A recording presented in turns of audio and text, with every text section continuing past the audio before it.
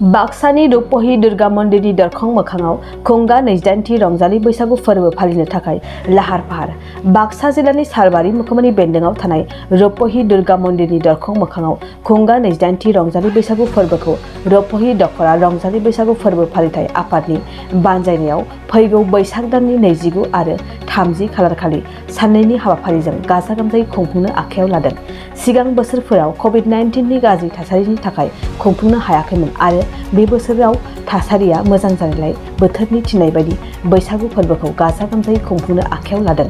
रुपहि दख'र रंजालि बैसागु फोरबो फालिथाय आफादनि बानजायनायाव खुंफुंनो गोनां रंजालि बैसागु फोरबोजों लोब्बा लाखिनानै रुंसारि सुखुराम बसुमतारीनि मुङाव बुलुर गेलेनाय बादायलायनायबो लानाय जागोन आरो बे हाबाफारियाव गाहाय आलासि महरै हांख्रायनाय जादों बारग' मन्त्रि प्रमिला रानी ब्रह्म बिथांखौ आरो रंजालि बैसागु फोरबो फालिथायनि हारिमु मोनाबिलिखौ मेहेरगोनां खालामनो थाखाय माखासे मेथाइ रोजाबगिरि आरो मोसागिरि लेंहरनाय जादों होननानै फोरमायो।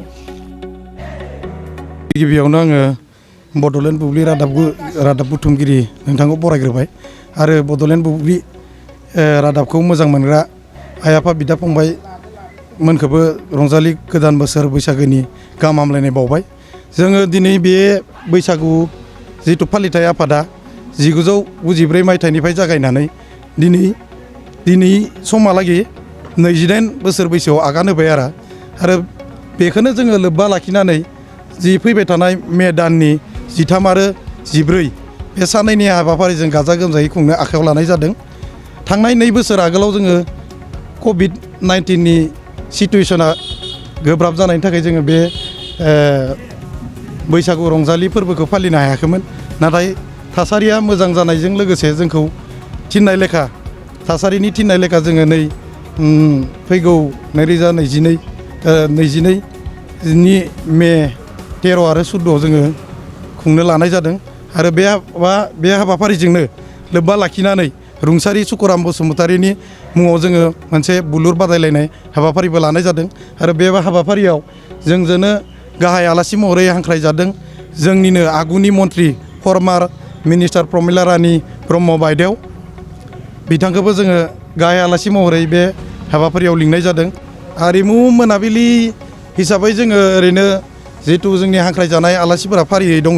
गिबियाव गीताश्री रामसियारि, महादेव ब्रह्म, धरनीधर ब्रह्म, लोगोसे लाबावगोन जोंजों जनक बर', शिबराज नार्जारि आरो जोंनिनो ओनसोलनि हालामनि बिथां रेन्ज इनचार्ज भुयापारा रेन्ज अफिसनि बिथां कामेश्वर ब्रह्मआबो बे जोंनि हारिमु मोनाबिलिखौ बेखेवना होगोन।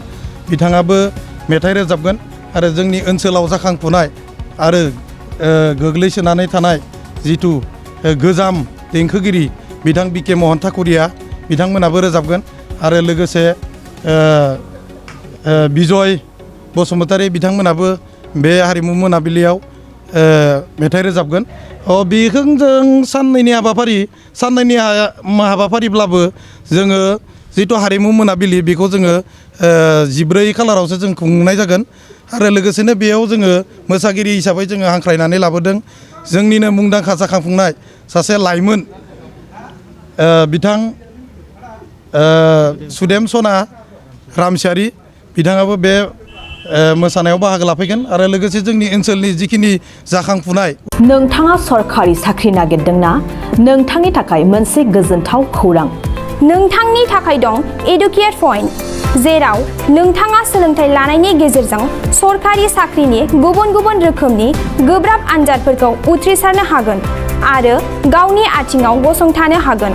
बे एडुकेट पइन्टआव नोंथांमोना SSC, bank PO, bank clerk, bank SO, UPSC, FSC, defence, railway, state insurance, AAO, ADO एसिस्टेन्टजों लोगोसे स्टेट लेभेल जब आरो माखासे सरखारि साख्रिनि आनजादाव गोनांथि जानाय आयदाफोराव सोलोंथाइ लानो हागोन। मख'नो गोनांदि बे सोलोंसालियाव साख्रिनिल' नङा, बेयाव MBA आरो सैनिक स्कुल बायदियाव एडमिशननि थाखाय एन्ट्रेन्स होनो थाखायबो सोलोंथाइ लानो हागोन। बे सोलोंसालियाव गाहाम थाखो खथानि सुबिदा दं आरो सम मथे नोंथांनि सोलोंथाइखौ बे सोलोंसालियाव होनाय जागोन। बेखौबो मिथिनांगोन दि बे एडुकेयार पइन्टआव सोलोंथाइ लानानै बावैसो 2021-22 इं मायथाइनि एसएससि जिडिनि आनजादाव गासै 11 सा सोलोंसाफोरा उथ्रिसारनो हादों। बारा नङा गासै 15,000 रांजोंनो नोंथाङा बे सोलोंसालियाव 6 दानसिम सोलोंथाइखौ लानो हागोन। बे सोलोंसालिया क'क्राझार, बरपेटा रड, गलपारा आरो बङाइगावआवबो दं। क'क्राझाराव सोलोंथाइ लानो गोसो गुदुं जानाय सुबुंफोरा 700-2026-133 9101-536360 700-2026-133 9101536360